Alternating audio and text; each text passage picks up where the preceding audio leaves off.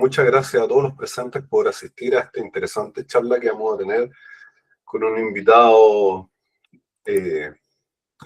un poquito improvisado, pero dado que también ha sido de bastante interés las charlas que hemos preparado durante este mes del Nexo, es que quisimos extender a esta ya charla de cierre, en el cual hemos invitado a Francisco Torres, ¿ya?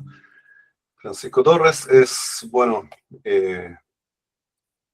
digamos, tiene una empresa que es Bioantu, él es ingeniero civil mecánico de la Universidad Técnica Federico Santa María y tiene un máster en ciencias.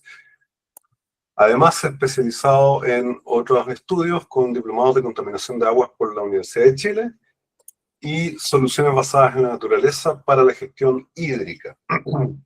Como ya les mencioné, él es director de Bioantu Ecoingeniería y ha liderado proyectos de humedales construidos, lagunas naturales y reutilización de aguas en Chile y Latinoamérica, obteniendo en 2 ocasiones el IOB Pondi Award a la excelencia internacional en ingeniería ecológica del agua.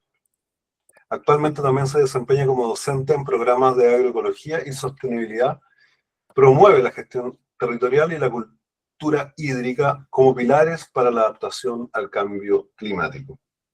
Ya quiero dejar con ustedes a Francisco Torres, quien nos presentará el día de hoy la última charla del mes del Nexo, denominado Soluciones basadas en la naturaleza, estrategias verdes para la gestión sostenible del recurso hídrico en Chile.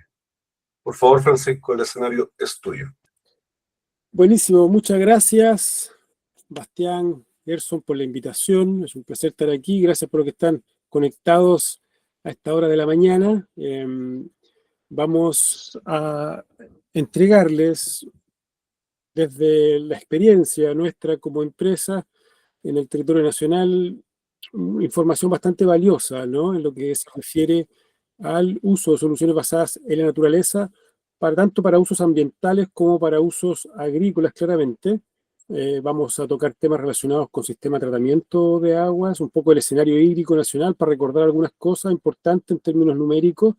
Y después una sorpresa, al final, los que se queden para el final hay una sorpresa muy interesante, que es una innovación que se está haciendo en algunos países del mundo y acá en Chile también hemos estado tratando de replicar y que va a ser de mucha utilidad para el mundo agrícola. Así que les dejo extendida la invitación para quienes se queden hasta el final. Y bueno, parto entonces compartiendo la pantalla para que nos vayamos de lleno, ¿no es cierto?, a nuestra exposición del día de hoy. Procedo a compartir. Si puedes compartir en la parte al medio de la pantalla, por si acaso. Al medio abajo. Sí.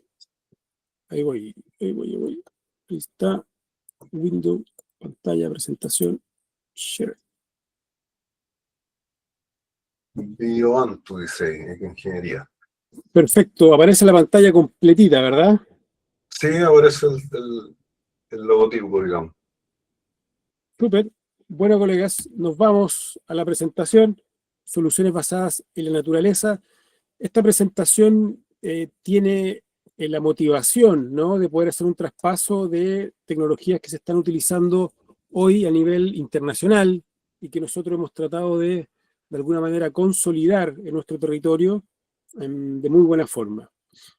Dentro del paraguas que vamos a estar viendo hoy son las primeras 2 columnas de la izquierda, que es planta de tratamiento de aguas residuales enfocadas en la depuración para el uso de estas aguas a nivel agrícola y en lagunas naturales como reservorios, ¿no?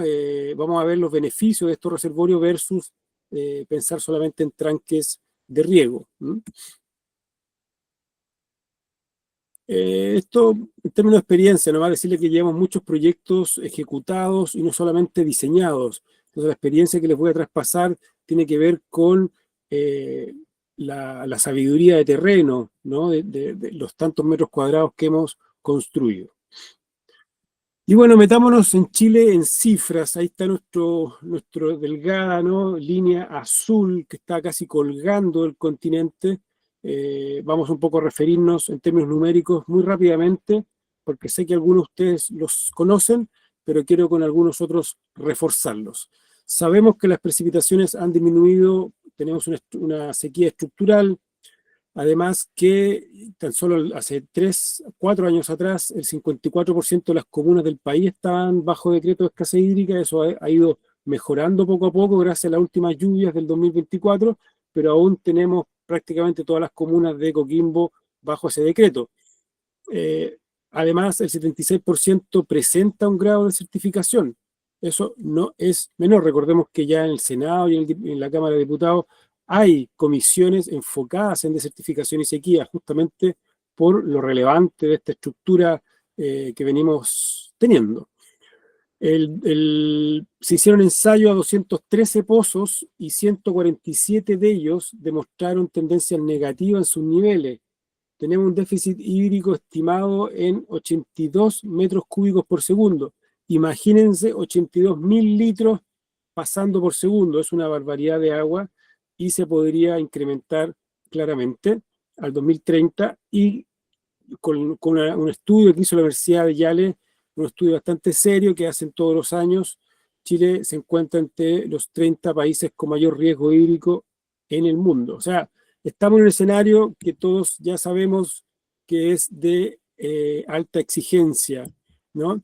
Aún así, bajo esas exigencias, tenemos los mayores índices de cobertura de agua potable a nivel urbano de toda Latinoamérica, en conjunto con Costa Rica y con Uruguay, ¿no? Liderando.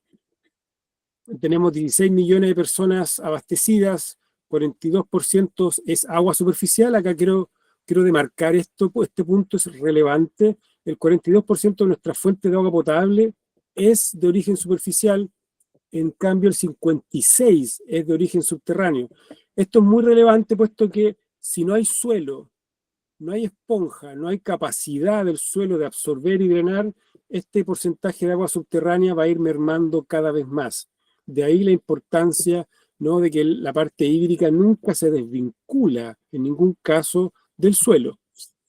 Y fuertemente incrementando el aporte de agua de mar. Hemos visto ya en las noticias, hay mucho pasando en cuanto a las licitaciones que se están haciendo, por ejemplo, en Coquimbo, declaraciones por parte de la Oficina de Evaluación de Impacto Ambiental con respecto a este tipo de plantas, pero en concreto, y el balance neto es que se están implementando cada vez más, sobre todo en el norte de nuestro país, norte-centro, ¿eh? Recordemos que ya está llegando a Coquimbo, hay planta desalinizadora en Punta Arenas, en la región, en la octava región, entonces va incrementándose fuertemente. El alcantarillado también, envidiable a nivel latinoamericano. Yo recién el viernes pasado, que fue feriado, aún así participé en un congreso en Córdoba, Argentina, donde fue justamente de soluciones basadas en la naturaleza para el tratamiento de aguas residuales, y la cobertura en Argentina es bajísima, no llega a ser el 50%, y es un ejemplo el nuestro a nivel latinoamericano. Imagínense, 32.500 kilómetros de redes. ¿Por qué me refiero a esto? Porque vamos a hablar de las oportunidades de la reutilización de aguas. Tenemos mucha agua potable, tenemos mucha cobertura alcantarillado, entonces es momento de buscar su reutilización. El nuevo cambio, ¿no?, hacia las comités de agua potable rural, que ahora son los servicios sanitarios rural, que tienen que comenzar a hacerse cargo de sus aguas residuales, ofrece también una oportunidad valiosa, ¿no? Es un oro líquido. Y tenemos el 100% del tratamiento a nivel urbano. ¿Qué quiere decir eso? Que toda el agua que estamos generando la estamos llevando al alcantarillado, un buen porcentaje, y todo lo que está en el alcantarillado está siendo tratado, ¿no? Eso lleva a Chile a situarse en el primer lugar a nivel mundial en tratamiento de agua. Tenemos el año 2024, así fue indicado, ¿no? Se ganó Chile el premio al primer lugar a nivel mundial en tratamiento, no es menor. Ahora, ¿qué ocurre? Las descargas. ¿Dónde estamos descargando? 74% a cuerpos superficiales, 21% descarga al mar de forma directa. Recordemos que ese 74% de descarga a cuerpos superficiales de alguna otra manera está yendo a parar igual al mar. pero el 21% de descarga directa a través de estos emisarios submarinos, estos tubos de gran diámetro que no tienen más tratamiento que algo preliminar, que es rejas y desarenado, nada más. Y aquí llegamos a un elemento de interés. Este preámbulo justamente es para decir, bueno, de todo esto, de toda esta magna infraestructura en tratamiento de aguas que tenemos en Chile, con primeros lugares a nivel mundial, ¿qué ocurre con la reutilización? ¿Qué ocurre también con el sector rural? Bueno, el 5% solamente es reuso directo, no reutilizamos más en nuestro país, siendo que el agua ya está disponible, ya está lista, ya está encamisada, ya está dentro de una tubería, en un punto muy localizado de descarga para poder ser reutilizada.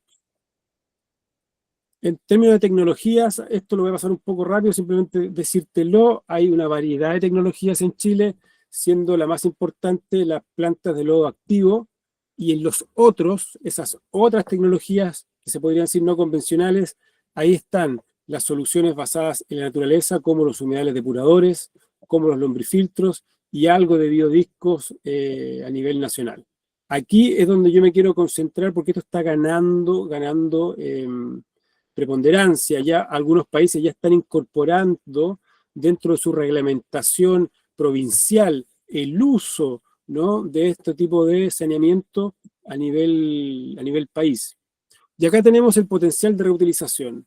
Este es el volumen de aguas servidas tratadas en el tiempo. El 2024 ya tenemos 40.000 litros por segundo disponibles para reutilizar. Esos 40.000 litros por segundo es una enormidad de agua, ¿no? Por lo tanto, si nosotros pudiésemos en lo largo de nuestro país hacer uso de un porcentaje más atractivo que el 5% actual, llegando al estándar internacional, que son 55, 60% reutilización, otro gallo cantaría, ¿no? Hoy en día así se está ocupando estas aguas residuales, 60% agrícola, 6% industrial, 2% minero, 26% de uso interno en las plantas de tratamiento de agua servida.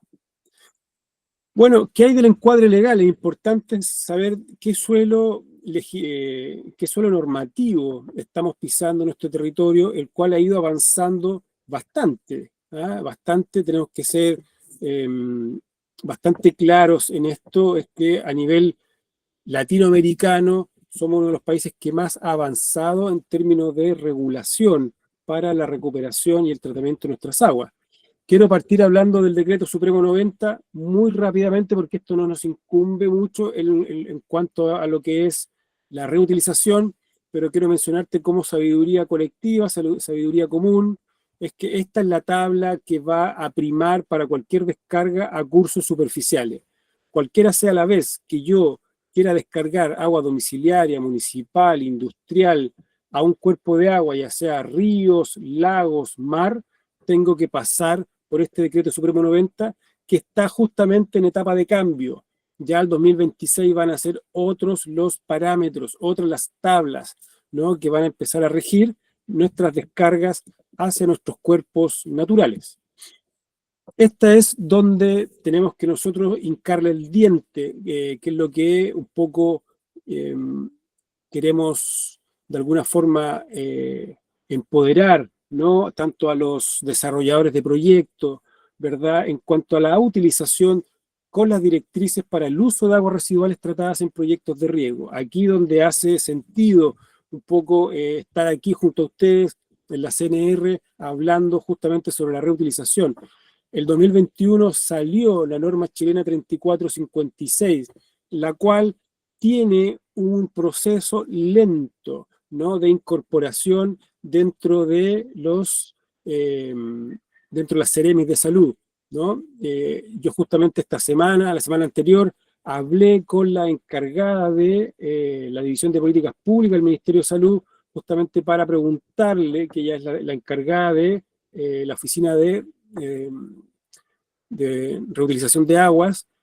Le pregunté en qué está la aplicación justamente de esta normativa, puesto que estamos presentando muchos proyectos que tienen que ser visados por las Ceremis regionales de salud, ¿verdad? Y su respuesta fue que justamente está en una lenta incorporación poco a poco. Recuerden que actualmente lo que se utiliza dentro de la Seremi de Salud para poder visar proyectos de riego es la norma chilena 1333, que estoy seguro que muchos de ustedes conocen. No obstante, esta norma 3456 está específicamente diseñada para el riego, ¿ok? Y te va a indicar cuándo es aplicable a riegos sin restricción y cuándo va a ser aplicable a riegos restringidos y cuándo vas a poder utilizarla en jardines, paisajes públicos, privados, etcétera, ¿no? Y esta norma en particular va a sugerir parámetros de calidad para las aguas residuales tratadas, ART, como he mencionado dentro de la normativa, ese acrónimo, ART. Y ya empieza a hablarte de parámetros agronómicos dentro del agua residual. La norma chilena 1333 no, simplemente te decía cumple con ciertos niveles de coliformes fecales dentro de otros parámetros. Aquí no, aquí te va a decir cuál es la cantidad específica de nitrógeno y fósforo, cuáles son los factores de salinidad, ¿no?, que tiene que cumplir según el tipo de suelo, parámetros de elementos químicos, parámetros microbianos, etcétera. Y cuando hablo de riegos con o sin restricción, me refiero a este resumen. Los riegos sin restricción siempre va a estar atribuido a calidad de agua residual tratada de muy alta calidad. Y con restricciones, media calidad, tratamiento secundario suficiente, no tratamiento terciario. Y los ejemplos de uso para sin restricciones puede hablarse sobre riego de cultivos comestibles crudos. No obstante, cuando son con restricciones, solamente es para alimentos que no pueden ser consumidos crudos, como puede ser cultivo de forrajes animal o cultivos industriales, ¿ya? Entonces, vamos avanzando cada vez más porque recuerden que se liberó bastante el riego de cultivos con aguas grises tratadas, pero las aguas grises están disponibles básicamente dentro de centros urbanos, ¿no? Pero en centros más rurales lo que estamos teniendo son aguas servidas en general, no distinguidas, no diferenciadas entre lo que es aguas grises o negras, incluso aguas industriales, ¿no? Cerca de, o por ejemplo, sectores agroindustriales donde su propio residuos industriales líquidos a través de un tratamiento puedan ser utilizadas nuevamente, y para eso esta norma viene a sentar las bases. Luego está claramente la ley 21075, que esta sí es para aguas grises, únicamente para aguas grises, y te habilita un montón de cosas, riegos urbanos, incluso puedes reinyectar a los inodoros, eso está bueno justamente para no seguir ocupando agua potable, para usos recreativos, ornamentales. Tenemos también que cuando entró esta ley en vigencia, modificó, por ende, el decreto número 10 del Ministerio de Vivienda y Urbanismo. Es decir, esta ley cuando entró en vigencia generó un cambio en la Ordenanza General de Urbanismo y Construcción. Y esa Ordenanza General de Urbanismo y Construcción, al entrar en un nuevo cambio, que entró en vigencia hace muy poco, en mayo de 2025, ya genera obligaciones. Es decir, hoy en día en la legislación chilena ya es obligatorio utilizar o reciclar, tratar y reciclar las aguas grises en ciertos contextos. Primero, todas edificaciones sobre 5.000 metros cuadrados. Obviamente, no obviamente, pero sí quiso dejar afuera el Ministerio de Salud las viviendas y los edificios de salud, como hospitales u otros. Pero todo el resto, sobre 5.000 metros cuadrados, recupera agua. De Arica a Valparaíso, te fija ciertos umbrales para edificios de hospedaje, para educación y comercio, según la carga usuaria. Para la región metropolitana hasta Magallanes y la Antártida te fija un umbral un poco más flexible, puesto que no está tan... los umbrales de sequía son menores a los del norte de nuestro país, entonces te permite que, por ejemplo, los edificios de hospedaje sobre 250 personas tengas que obligatoriamente reutilizar tus aguas grises, en cambio en el norte sobre 100 ya te pide. Y todo recinto ya sea edificio de transporte terrestre, aéreo, portuario, con sala de espera sobre 500 personas, obligación. Todos los aeropuertos nuevos, todos los terminales de buses nuevos, etcétera. ¿Vale? Eso es una buena noticia. ¿Y qué ocurrió con las aguas grises en la agricultura? El Ministerio de Medio Ambiente, cuando vio que el Ministerio de Salud sacó, ¿no es cierto?, esta ley, la 21075, para el riego, para la utilización de las aguas en diferentes usos como el riego, la ley 21075 del Ministerio de Salud tenía prohibido el riego de cultivos. En cambio, el Ministerio de Medio Ambiente dijo, hey, ya que tenemos este nuevo marco regulatorio, hagamos por favor una modificación a esa ley e incorporó una nueva ley 21623 que modifica unos artículos de la ley de aguas grises que había sacado el Ministerio de Salud, ¿no? ¿Y qué es lo que permitió? Permitió reutilizar las aguas en árboles frutales. Ah, wow, podemos ahora regar con aguas grises los árboles frutales. Cultivos ornamentales, cultivos de flores, cereales, industriales, producción de semillas, agua de pulverización. Y lo que no podemos hacer es frutas y hortalizas que crecen a ras de suelo, que sean consumidas crudas por personas y cultivos que sirvan de alimento para animales de consumo. Esto es el marco que vino a poner esta nueva incorporación del uso de aguas grises. Pero con la ley, con la norma chilena 3456, ya podríamos incorporar estas excepciones dentro del marco regulatorio para poder ampliarlas a usos con restricción y a usos sin restricción, dependiendo ahora de la calidad de agua. ¿Okay? Eso es una noticia importante. Y obviamente la ley va de la mano con un reglamento. La ley de aguas grises viene de la mano con un reglamento que se llama el reglamento DS40, y este reglamento te va a dar tablas, ¿no? Te dice, ok, ¿quieres usar la tabla 1 para el agua para usos urbanos? Ok, estas son las tablas de parámetros que tiene que cumplir.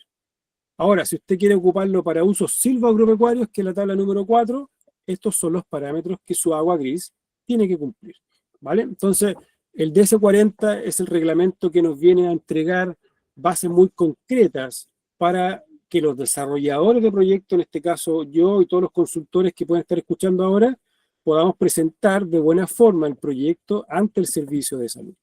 ¿Okay?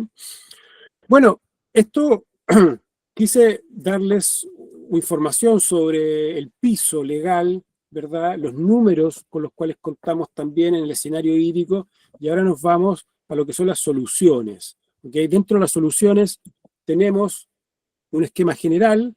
Estas son soluciones basadas en la naturaleza, son humedales depuradores que tiene ciertas etapas o procesos para el tratamiento que te lo voy a ir describiendo a medida que avanzamos. Voy a empezar a trabajar más con las imágenes, con el texto.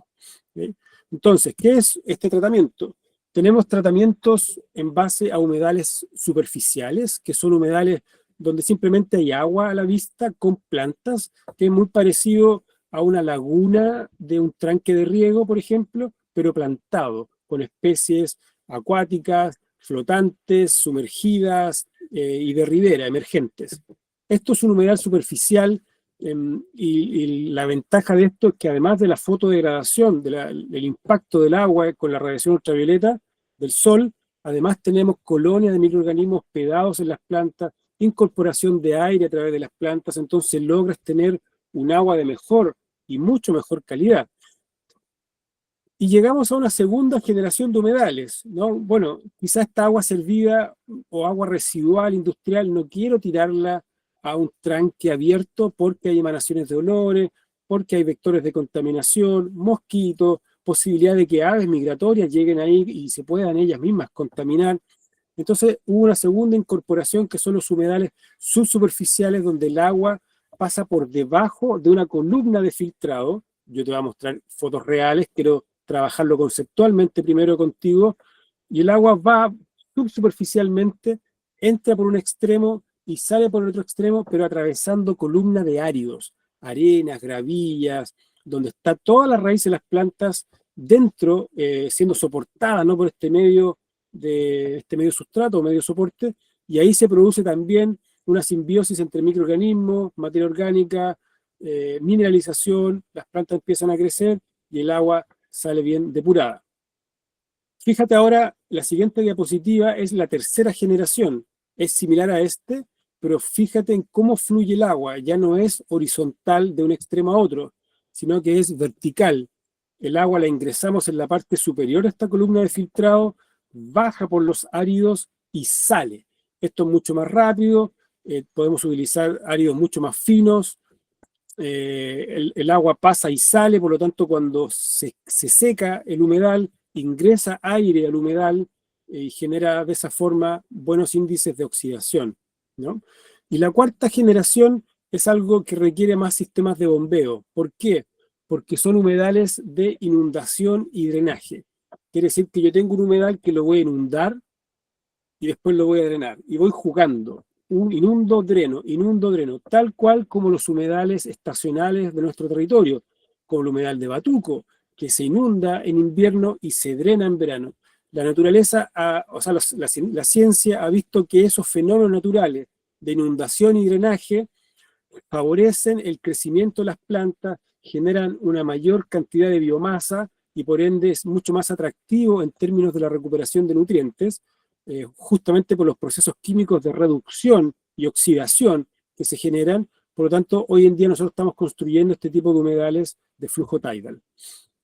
Y en términos muy concretos, para hacerte un corte al humedal vertical, que es lo que más se usa hoy a nivel mundial, se avanzó de la primera generación y estamos en la tercera generación dando pasos hacia la cuarta, pero la tercera generación de humedales verticales es la que más se utiliza. Y ahí tú puedes ver que es básicamente un riego por goteo, donde tenemos una capa principal llena de áridos finos y gruesos, y ahí donde las raíces encuentran un sostén, y es como si estuvieses fertilizando todo el tiempo a plantas que están acostumbradas a estar con sus raíces inundadas. Entonces es una fertilización de 24 horas, las plantas crecen maravillosamente bien, son plantas adaptadas obviamente a esas circunstancias, y el agua sale completamente depurada, lista para su reutilización. ¿Qué membranas ocupamos? Las mismas membranas que ustedes ocupan para los tranques de riego, EPDM, HDPE, hoy en día ya está entrando fuertemente también lo que es el PVC en diferentes colores, y ha entrado también la TPO claramente con usos más específicos, puesto que es bastante más cara que las otras. En términos de las soluciones basadas en la naturaleza, hace honor el nombre al uso específico de los protagonistas principales, que son las plantas, ¿no? Podemos utilizar plantas flotantes como las que están acá, plantas sumergidas como las que están acá, y plantas emergentes o plantas palustres. Esa trilogía de plantas es lo que nosotros encontramos en la naturaleza y que tienen características que han sido estudiadas por más de 50 años, ¿no? Para lo que es la reutilización y la depuración de las aguas. Aquí te muestro un corte, una cosecha primero de la planta, un corte, y tú puedes ver ahí todos los canales, ¿no? Canales vasculares, que es por donde es el arénquima, por donde la planta transporta el oxígeno atmosférico y lo inyecta en sus raíces. Son verdaderas bombas de aire estas plantas, y eso es una de sus principales características, ¿no? Mantiene una rizósfera bastante aeróbica, por lo tanto se desarrolla un proceso de depuración aeróbico en torno a las raíces, generando por ende un excelente tratamiento, ¿no?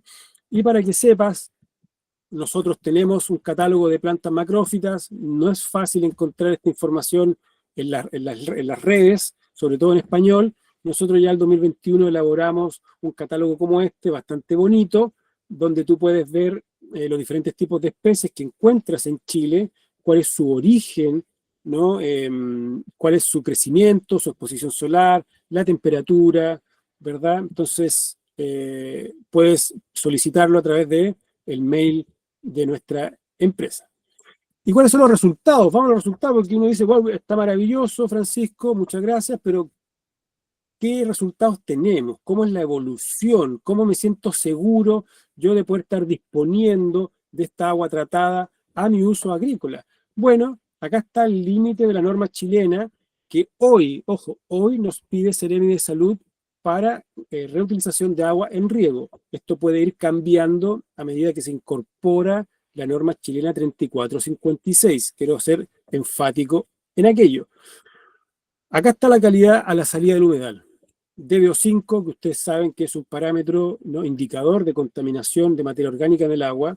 Fósforo total, lo reducimos, nitrógeno total, el sólido suspendidos totales, coliformes fecales, incluso menor a lo que pueda registrar el instrumento, aceite y grasas y poder espumogénico.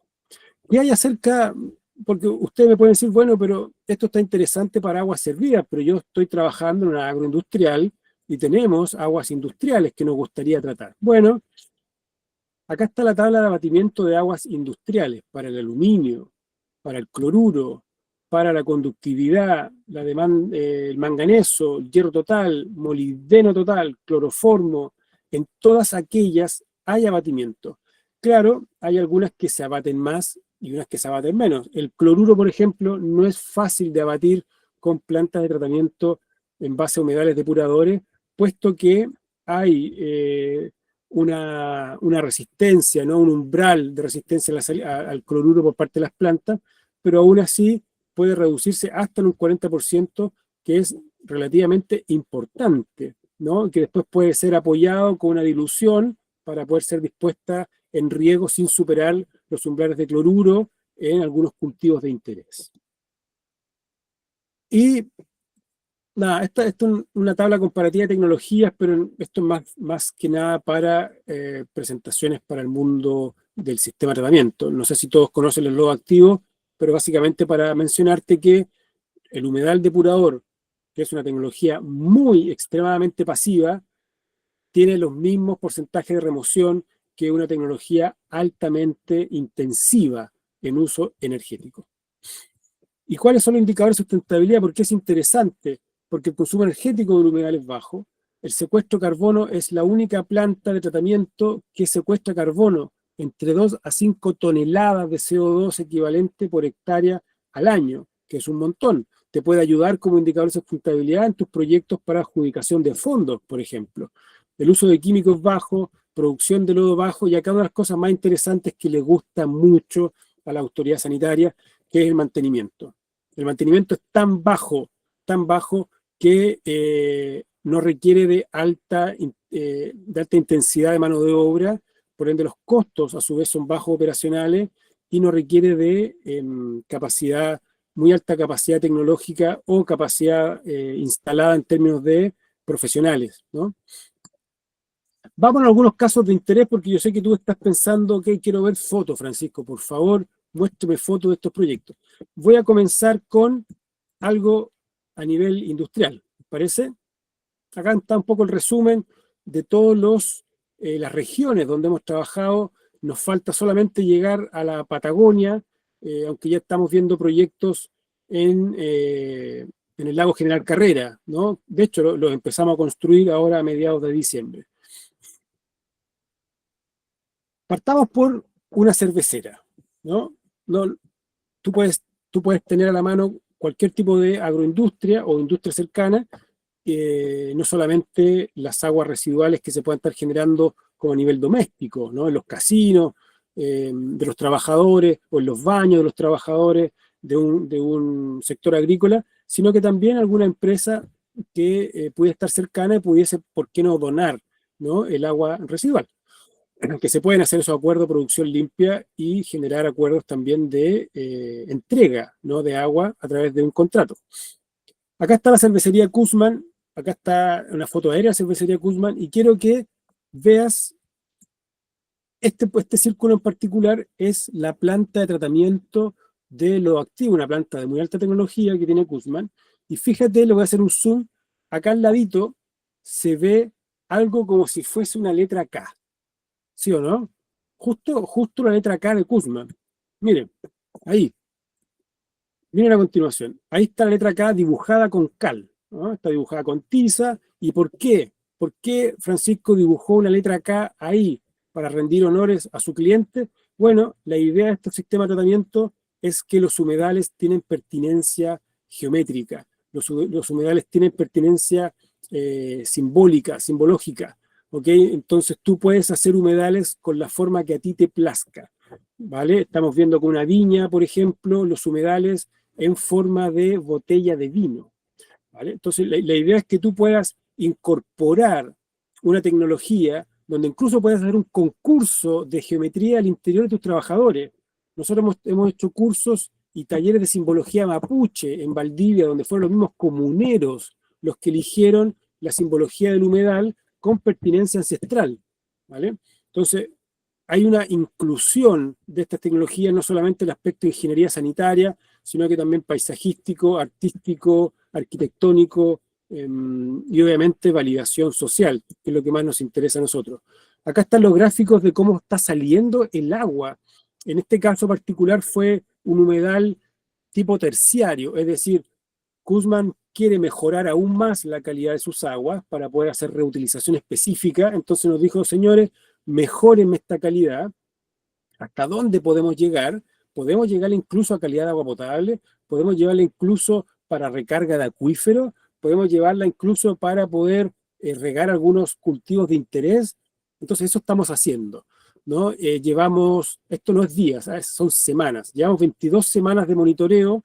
El gráfico de la derecha es la eficiencia en la remoción de DQO y el gráfico de la izquierda, toda vez que los puntitos están a la derecha de la diagonal roja, quiere decir que estamos saliendo mejor de lo que entró. Es decir, hay remoción efectiva de los parámetros. Y lo mismo va a ocurrir con el fósforo total.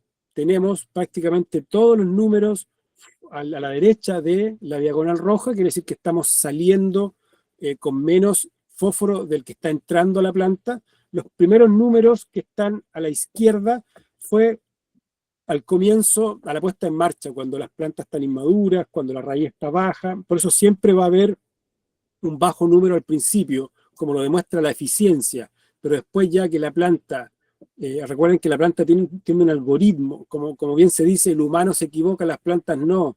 Entonces las plantas tienen muy claro su algoritmo de crecer y expandirse, consumir nutrientes, consumir agua. Lo mismo con el nitrógeno, maravillosos los análisis con nitrógeno. Tenemos mucha buena remoción de nitrógeno. ¿Y qué te sirve después? La planta la puedes compostar, la puedes cortar una vez al año, la compostas y tienes tu supermercado biológico. Vas a buscar biología al humedal, compostas y enriqueces tu suelo. Es así de sencillo el ciclo. Lo mismo con los suelos suspendidos totales, etcétera. Voy a seguir avanzando. Esto es un proyecto que se llama Nexo en la quinta región. Aquí en ese lugar está la entrada principal a este edificio de Nexo.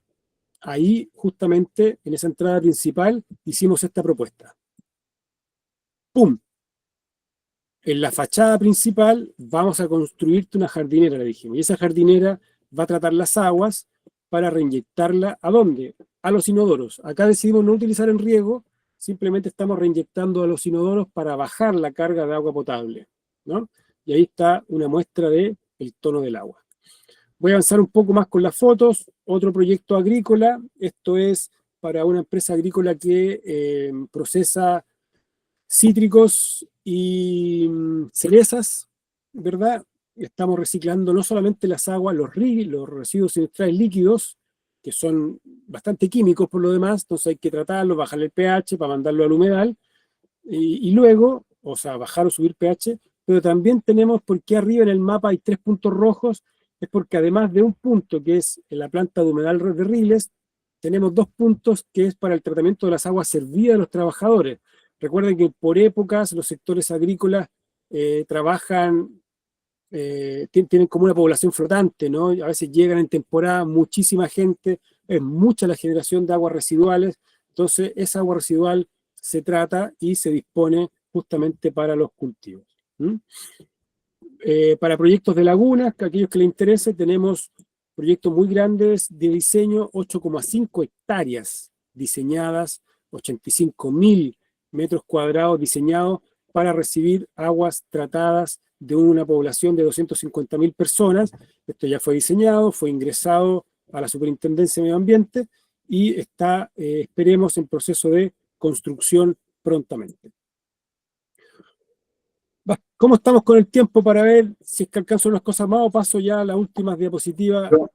No, dale, Francisco, la verdad es que hay hartas consultas, hay interés, así que considero unos 10 minutos más. Ya, Para, ¿cuánta gente hay en la sala? llegamos a los 70. Muy Ha bien, bajado a 66 ahora, pero es bueno, una buena cifra. es un buen número, perfecto. Eh, Esto es para mostrar otro interés para el mundo agrícola, que es un proyecto de tratamiento o de acumulación de agua, ¿no? De acumulación de agua. Acá lo que les estoy mostrando en esta imagen es la región metropolitana, ¿no? En nuestro gran Santiago. Y existe una planta de tratamiento muy grande que es la Farfana, que todos la conocen, ¿no? La Farfana obviamente está generando litros y litros y litros por segundo de agua residual, ¿no? Y es justo ahí donde está el círculo rojo, hay una laguna. No sé si alguno de ustedes la conoció alguna vez. Esa laguna es esta de acá, ¿vale? El tema es que esta laguna ha sido, por muchos años, empezó a ingresar el agua residual de la Farfana hasta ahí. Pero debido a que el tratamiento necesitan un mayor tratamiento terciario para la remoción de esos nutrientes, la laguna se empezó a eutrofizar, muchas algas, entonces hoy día no está siendo llenada con esa agua. Eso es lo que ocurre, colegas, cuando tú quieres generar un cuerpo de agua grande con aguas tratadas, tienes que tener cuidado, tienes que asesorarte bien, porque si no puedes. ¿Qué es lo que está pasando ahora con el lago Bichuqué? No sé si han visto las imágenes, o fue lo que está pasando, que pasó con el lago Villarrica, y por ende está hoy en día con el primer plan de descontaminación en todo el país, ¿verdad? Porque la incorporación de aguas residuales en cuerpos de agua puede ser letal si es que no remueves bien los nutrientes específicos como fósforo, nitrógeno, y si no generas un ecosistema fuerte dentro de la laguna. Entonces lo que estamos haciendo nosotros fuimos contratados para poder hacer con humedales depuradores la mejora del tratamiento, que es lo que hicimos en Kuzma, por ejemplo, la mejora del tratamiento para tener un agua residual con menos nutrientes disponibles para que el agua que acumules no genere eutrofización, ¿no? En eso estamos ahora para simplemente también comentarte que podemos acumular grandes volúmenes de agua en grandes cuerpos de agua, pero tratando bien el agua residual, ¿verdad?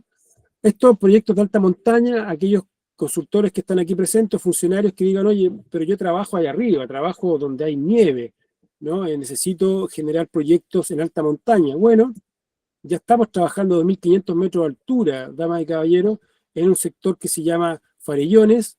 Los que han ido a Farellones conocen las curvas que hay para llegar hasta allá, y justo en esa curva vamos a construir un humedal. ¿Cuál humedal? Este de acá.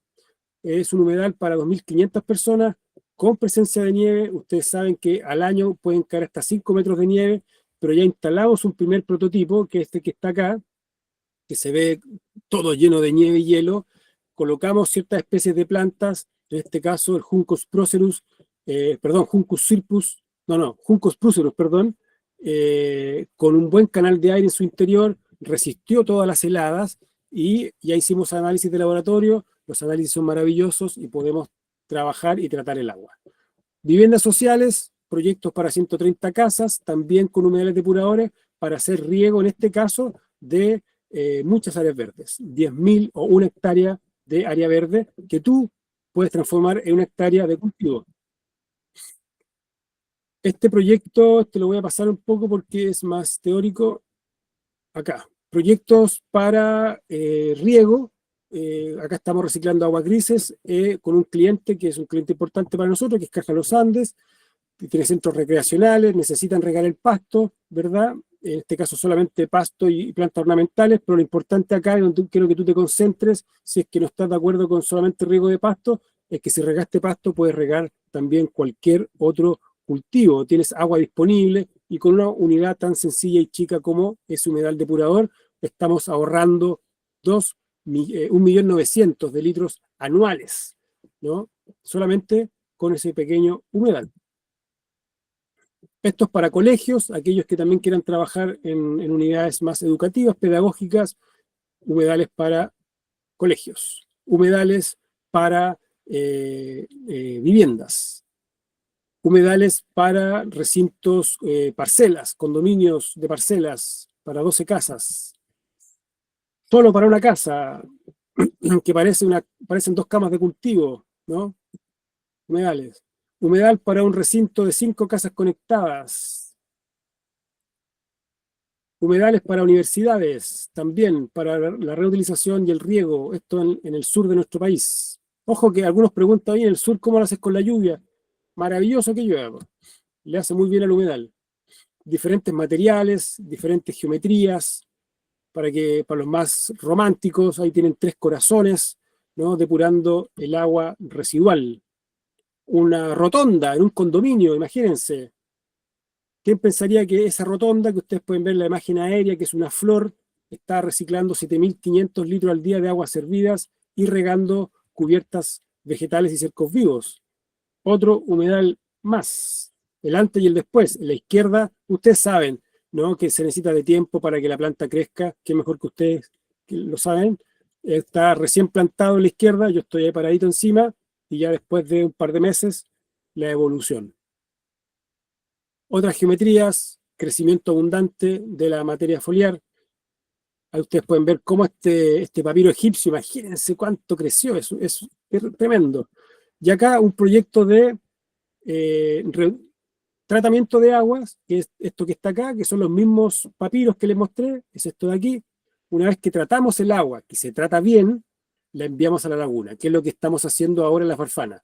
No puedes directamente enviar el agua a la laguna, tienes que hacerle un buen tratamiento antes de remoción de algunos nutrientes, sobre todo fosfato. Ahora, si tú tienes menos de 0,03 miligramos por litro de fosfato, no hay algas. Así de sencillo. ¿Y cómo puedo hacer para remover el fosfato? Hay muchas formas, ¿no? Nosotros nos especializamos en depuración de agua con plantas y también hacemos piscinas naturales, donde te puedes bañar. Por lo tanto, sabemos que el fosfato hay que controlarlo mucho. Más colegios, humedales para recintos pedagógicos, humedales para cabañas, ¿no?, con incorporación de artistas locales. También centros turísticos, humedales, conjuntos habitacionales con humedales para el tratamiento de sus aguas, casas con humedales en la fachada,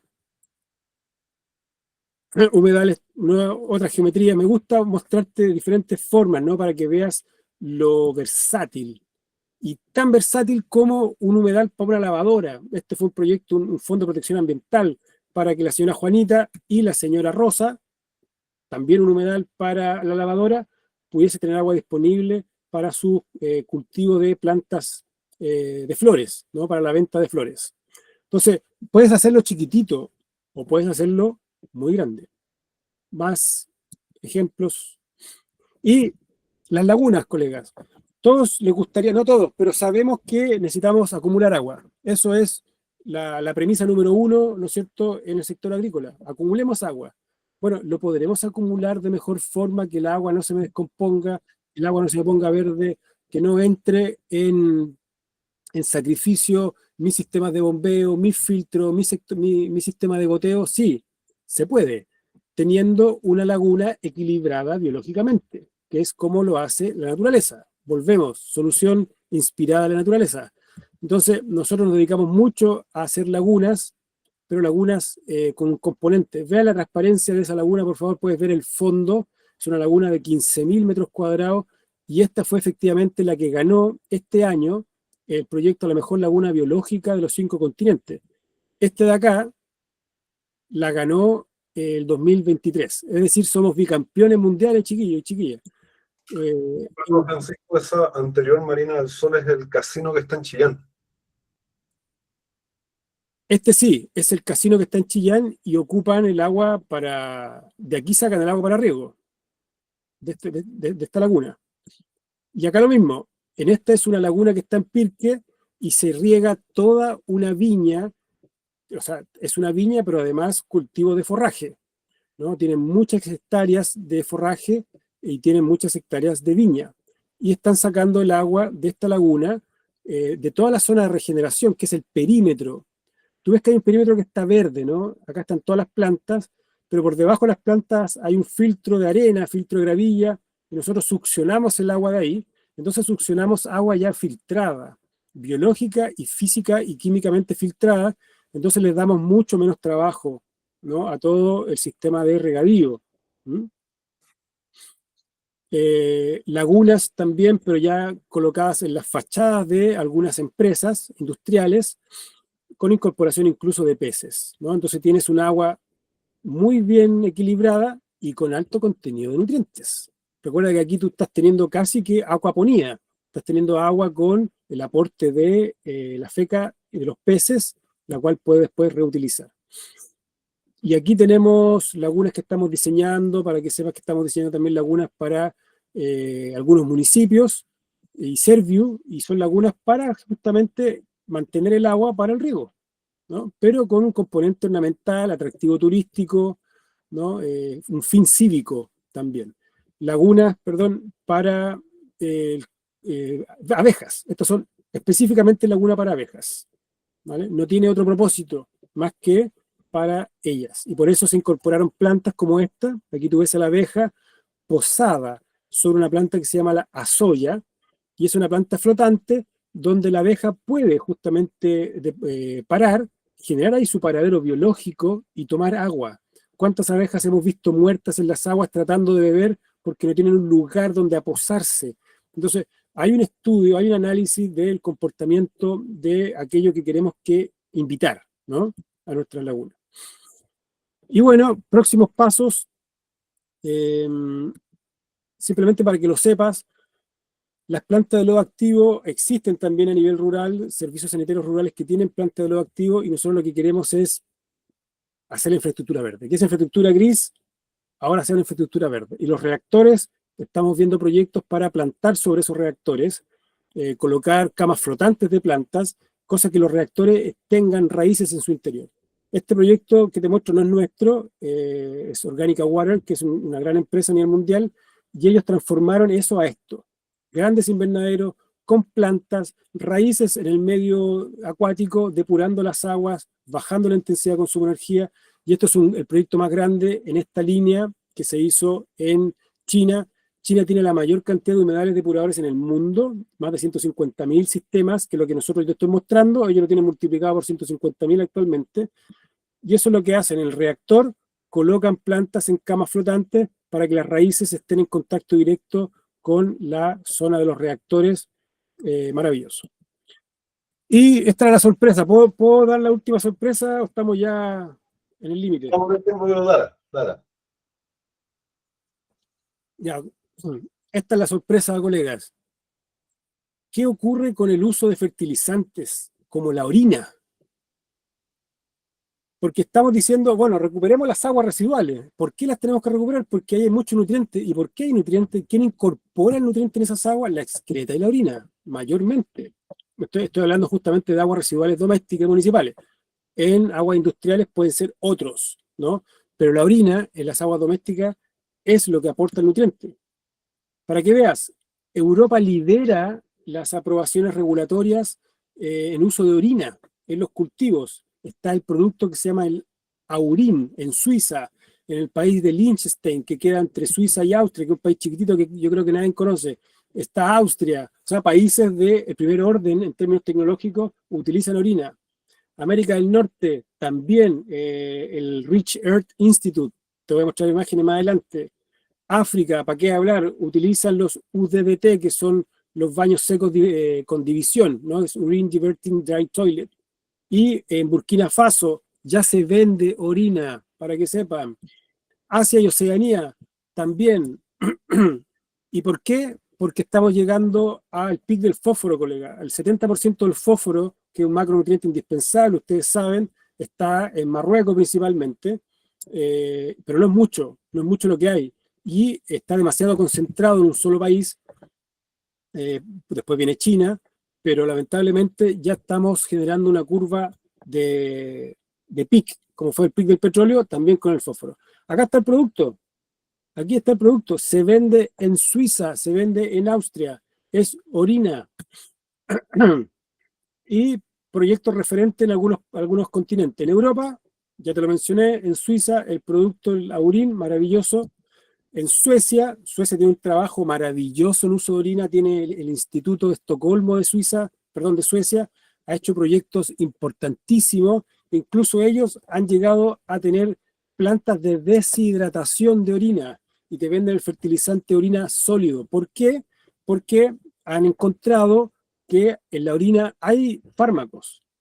Y eso no es una sorpresa. El año 2008 yo me enteré de esta noticia, de hecho la Organización Mundial de la Salud implementó un comité de expertos para investigar los farmacéuticos presentes en la orina humana, ¿no? Producto que, recuerden, tú consumes diclofenaco, ibuprofeno, y el 40% del componente activo sale vía excretas, ¿ok? Entonces entra a nuestro ciclo hidrológico. Hoy en día ya hay orina dentro del ciclo, o sea, fármacos.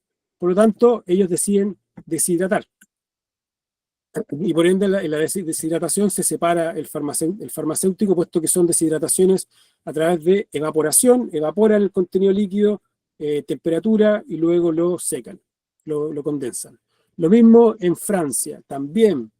Sigamos, acá hay fotos maravillosas, ¿no? Tú puedes ver en la foto de abajo el control, fertilizante mineral, sin fertilización y con orina fertilizada. O sea, con fertilizante con orina. Es maravilloso lo que obtienes con fertilización con orina.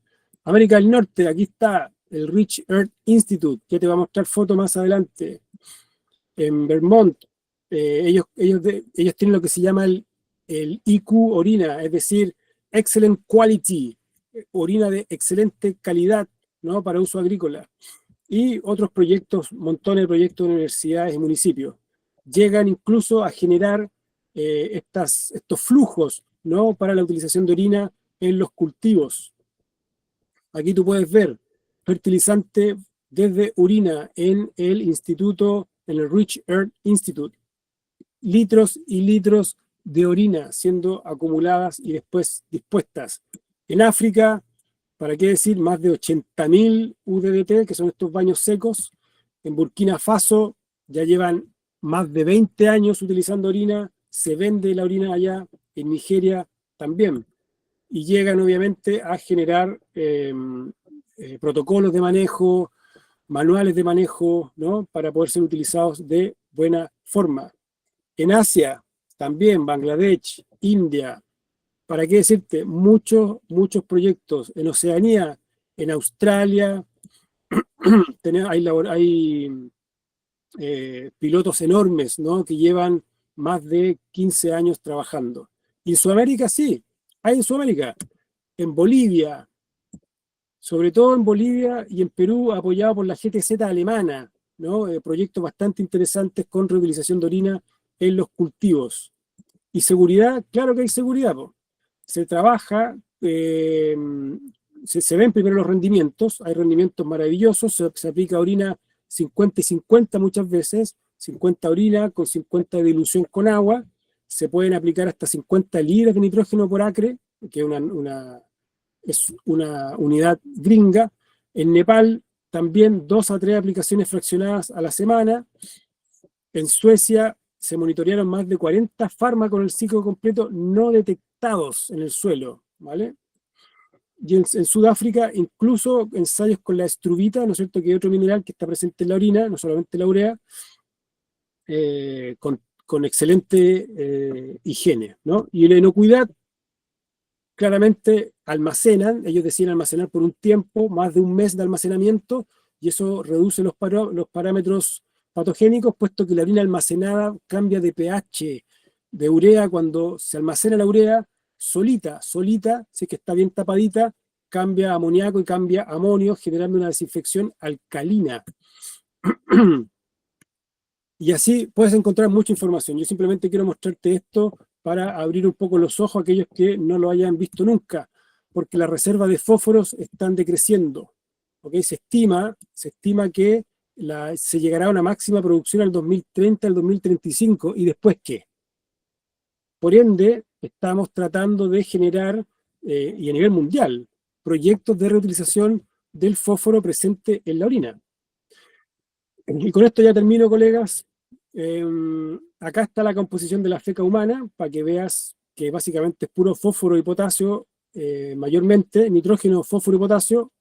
Acá está la composición de la orina humana, mira la cantidad de nitrógeno, fósforo y potasio, y mira la comparación con el resto de los animales. En azul, capaz que no lo vean muy bien, pero dice la excreta de humanos, vacas, caballos, borregos, cerdo y gallina. Y en este cuadro te comparo los más altos de la tabla. El humano con la gallina son los que mayor porcentaje de nitrógeno, fósforo y potasio tienen en sus fecas. Yo aquí estoy comparando solamente la feca humana con la feca de la gallina, no la feca del humano junto con la orina del humano. Si yo juntara la orina del humano con la feca del humano, que es lo que hacen las aves, tendría mejores niveles que la misma gallina. Entonces somos competitivos. Por ende, el pic del fósforo, bien digo, es algo que tenemos que observar como desarrolladores de proyectos agrícolas. ¿Mm? El fertirriego es importante. Y acá tienes otro muestreo del uso de la orina en el cultivo, otro antecedente en Burkina Faso. Mira cómo creció la berenjena, el gombo y el tomate en cultivos sin fertilizar a con orina almacenada. La orina almacenada es idéntica a los rendimientos con fertilizante mineral. ¿Vale? Aquí tienes lo que dice la Organización Mundial de la Salud, que es el referente en salud a nivel mundial. Promueve el uso de orinas con ciertas barreras. Y acá tienes ya en algunos proyectos cómo se almacena la orina, ¿no? En grandes guateros en Suecia o en estanque acumulado para disposición después en cultivos. Acá está en Burkina Faso, cómo se riegan los cultivos manualmente, claro, hay menos recursos. Y acá tienes un sistema de ciclo, ¿no? El ciclo combinado. Y eso, colegas, para no seguir extendiéndome y dar paso a las preguntas, termino con la frase que me encanta: el calor que sobra son los humedales que faltan. Muchísimas gracias. Muchas gracias, Francisco. Yo creo que la palabra es entretenido, muy novedoso, al menos para mí. Yo conocía por sobre un poco este mundo, pero acá nos abren más los ojos. Y yo creo que también eh, cumple plenamente lo que buscábamos acá en CNR con esta charla, que era un poco dar una especie de puntapié inicial o mostrar ejemplos concretos de soluciones basadas en la naturaleza, porque uno de las líneas, como te comentaba en una pequeña reunión que tuvimos, de desarrollo que buscamos implementar, yo creo que en el mediano corto plazo en CNR, en la Comisión Nacional de Riego. Por supuesto, a través de la ley de riego, ¿ya? Cosa que es de bastante interés. Hay equipos que se están formando en este momento en SBN y la verdad es que tu charla da luces claras de que esto es una tremenda oportunidad para el sector. Voy a citar algunas de las consultas, vamos a acotarnos a 15 minutos ya, porque da los tiempos, pero voy a tratar de ir resumiendo algunas de las cosas que están acá. A ver, primero hay Antonieta Rodríguez que dice: ¿qué información se tiene sobre los humedales bioactivos y su funcionamiento en sitios de bajas temperaturas? Tú mostraste dos situaciones, el de la Farfana, perdón, allá arriba en Farellones, que estaba haciendo este experimento, y que algo por ahí por el lado General Carrera. No sé qué puedes comentar al respecto. ¿En humedales activos, preguntó? Humedales bioactivos, dice la consulta. Quizá no es preciso, pero en el fondo yo creo que la pregunta es como ciertas soluciones pueden ser aplicadas en zonas de baja temperatura. Ah, perfecto, sí, tenemos, a ver, los humedales depuradores donde mayor relevancia mundial tienen actualmente en términos de avance tecnológico en países como Alemania, Suiza y Austria, ¿no? Que recordemos que tienen latitudes similares a las de Punta Arenas, ¿no? Por lo tanto, los inviernos allá son re crudos y ellos han podido sostener los humedales depuradores con muy altos rendimientos, y es más, recuerden que es una solución basada en la naturaleza. Siguen habiendo plantas igual, nieve o no nieve. Recuerden que están las raíces de las plantas, los microorganismos alojados en la zona radicular, el agua servida entrando, que es un agua que está a 8 o 12 grados.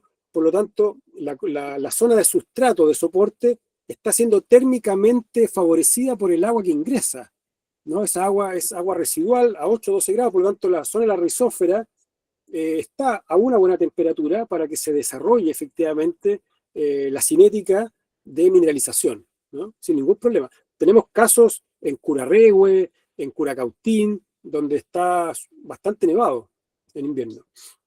Perfecto. Raúl Elgueta pregunta, ¿con qué frecuencia se deben medir los parámetros de salida de un humedal para asegurar la calidad de las aguas en riego? Bueno, primero está lo que es la disposición normativa y lo que es el autocontrol. En disposición normativa es según el tipo de uso que tú quieras realizar, va a ser la periodicidad que te va a pedir Seremi de Salud en tus registros. Por ejemplo, hay registros para el riego para uso agrícola o para grandes extensiones. Lo más seguro es que te pida diariamente medir el cloro, por ejemplo, en el agua de salida. Pero después te va a pedir parámetros bimensuales o semestrales según el criterio que ocupe el revisor y la norma que tengas que tú cumplir. Pero para darte un margen general, el análisis más completo físico-bioquímico suele darse una vez o 2 veces al año, ¿no? El autocontrol es importante para mí, desde mi punto de vista, hacerlo mínimo cada mes o cada 15 días. Perfecto. Marjorie Erazo se pregunta, ¿se generan malos olores en el sustrato con el que se realiza la filtración? Ya, un humedal bien construido no debería tener olores. Nosotros hemos hecho medición de olores. De hecho, cuando tú quieres presentar un proyecto ante la Superintendencia de Medio Ambiente, que sería, por ejemplo, cumplir con el PAS 138, tú tienes que dar fuentes de emisión de olores en las diferentes unidades de una planta de tratamiento. Y nosotros hemos medido olores desde el laboratorio en los humedales y hemos detectado umbrales igual a 0, ¿no? Por lo tanto, el humedal en sí no genera olor. Lo que puede generar olor son las unidades preliminares siempre, que es donde tú generas la sedimentación, por ejemplo, de lodos, ¿no? Donde genera la sedimentación el abatimiento de las grasas y los aceites, por ejemplo, en algunas industrias. Esas pueden ser foco de olores, por lo tanto hay que tener un buen protocolo de extracción semanal o cada 15 días y disponer, ¿no es cierto?, en un sistema de tratamiento. Para lodos, me refiero. Perfecto, Francisco. Yo quiero mencionar una anécdota entre medio de las consultas, es que yo conocí un proyecto tuyo, una piscina, no sé cómo es el nombre técnico, piscina biodinámica o Una biopiscina, ¿puede ser? ¿Una biopiscina? Y en Calera Tango. Me bañé ahí. Y quiero comentar porque la sensación es muy similar a el agua del río. Ah. Yo que tuve la oportunidad de bañarme en ríos en el sur, era como la textura, toda la sensación corporal era como literalmente bañarse en un río. Lo quería comentar ahí como para que tuvieran una idea, ¿ya? Por otro lado, Gloria Lillo nos pregunta si se puede mencionar algo respecto a costos aproximados de los humedales. Yo sé que es súper variable, muy amplia la consulta quizás, sí, pero... Pensando en usos agrícolas, por ejemplo, para buenos volúmenes de agua, ¿no? Pensando para buenos volúmenes de agua en sectores de recuperación agroindustrial, por ejemplo, que son los proyectos que estamos desarrollando ahora para uso después en riego de hectáreas o cultivos. Por lo general, por metro cúbico, los costos pueden oscilar entre 2,5 millones a 5 millones de pesos por metro cúbico tratado. ¿Okay? Eso es un rango que pueden manejar para escala media alta, ¿no? De uso de reutilización de agua. 2,5 millones, ¿a cuánto dijiste? A 5 millones de pesos por metro cúbico tratado en proyectos de mediana y alta escala. En proyectos de pequeña escala, si es autoconstrucción, puede andar por ahí el precio, pero si es un proyecto contratado a una empresa, puede subir tranquilamente entre 8 a 12 millones de pesos la planta de tratamiento para cada 2 metros cúbicos, cada 2 metros cúbicos. Yo quiero aprovechar de preguntarte, dado que nosotros estamos encargados de la parte de energía acá en CNR, específicamente quizá en el caso de Pirque, el proyecto que tú mencionaste que saca este premio internacional, ¿cómo es voy a decir, desempeño o el consumo energético que tiene esa laguna finalmente para poder funcionar en condiciones adecuadas? ¿Tú tienes algún sistema de recirculación?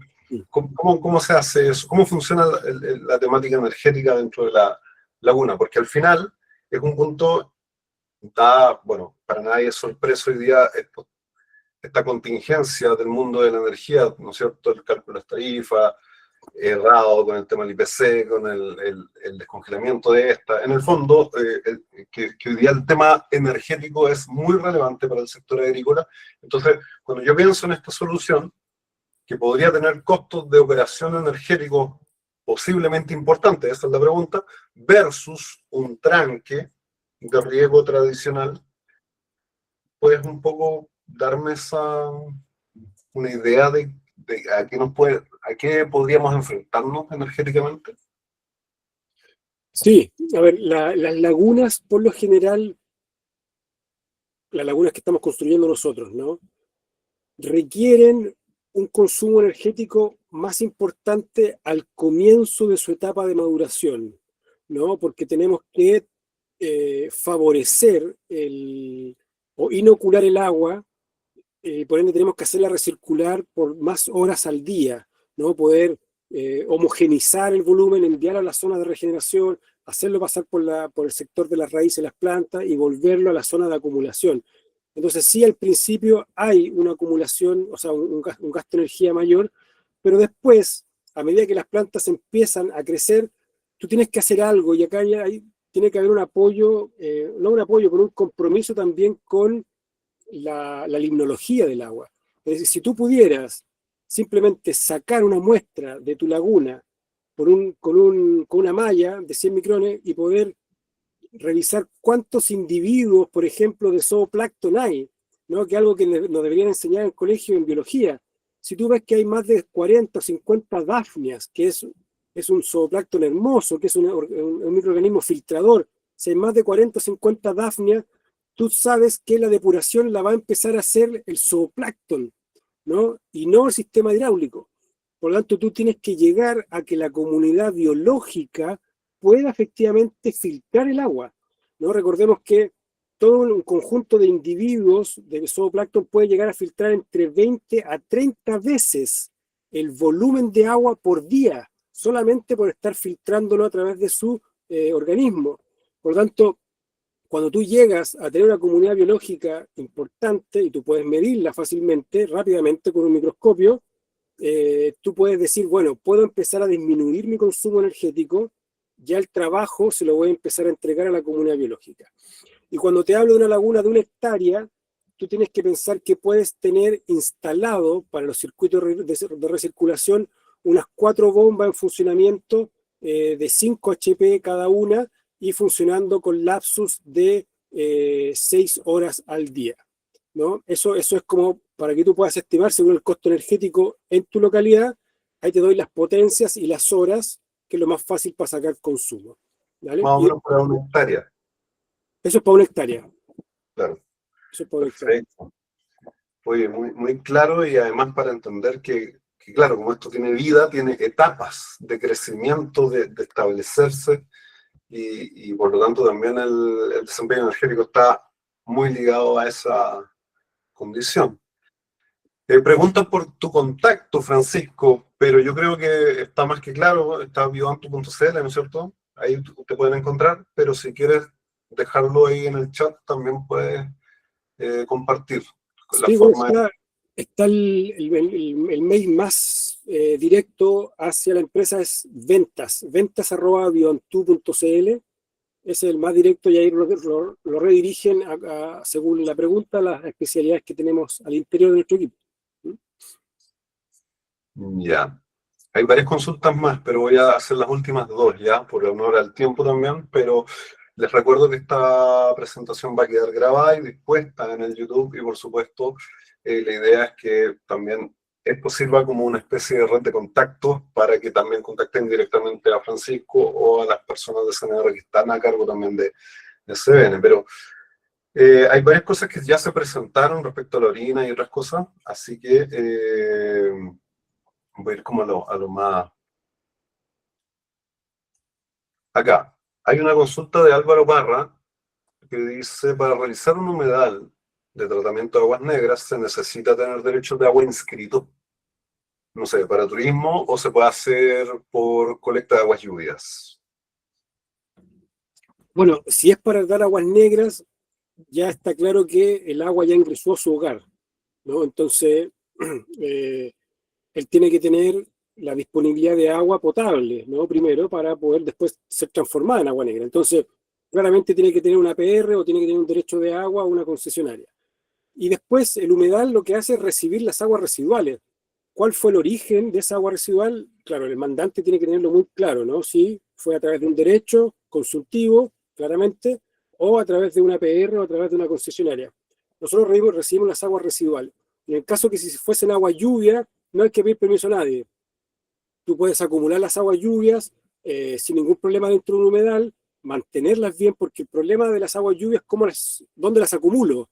Puede caer mucha cantidad de agua por hora, sobre todo en el sur de nuestro país, la intensidad de agua lluvia es cada vez más.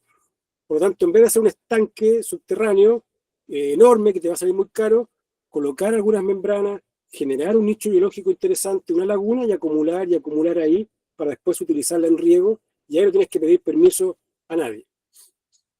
Perfecto.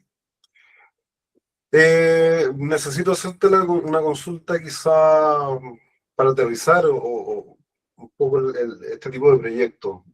Por supuesto vimos los humedales que tienen diferentes formas y diferentes escalas, pero en el caso quizá de las otras alternativas que presentaste, nosotros en CNR trabajamos con diferentes tratos de agricultores y muchos de esos son para la que se conoce como pequeña agricultura, ¿ya?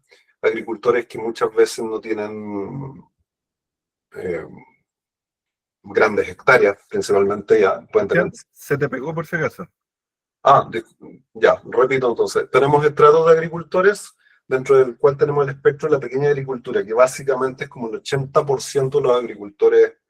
Si tú tomas una muestra en Chile, más o menos es la escala, incluso puede ser más. Son agricultores que son de un estrato social medio bajo, pero también son de alta edad, un promedio más o menos 59 años.